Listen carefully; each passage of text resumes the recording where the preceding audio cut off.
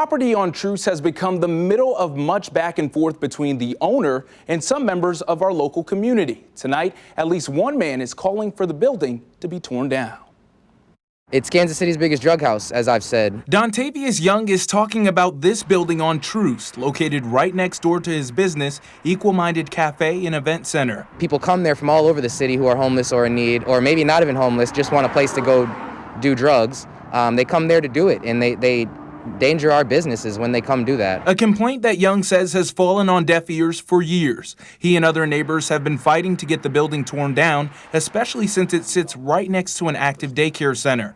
But after the building caught fire today, Young says that was the last straw. If this would have been a weekday and that place would have caught on fire, kids would have been in danger. The building is currently owned by Jerry Kroll, who tells us the fire was an accident and that his facility is not a drug spot, but a space to help those who are less fortunate. There are people that don't like what I'm doing, but more of the people do. Jerry says the building is not a shelter, but homeless people do stay around the outside of the property, and he also feeds them there as well. A lot of people that come by, drive by, tell me when they see it, it makes them happy. One of those people, Melissa Ferrer, who lives right next door from the building. Melissa says she's never seen any drug activity and believes Jerry's building is a bright spot for the neighborhood. In a time when I think all over the country people are wondering, is there any good happening?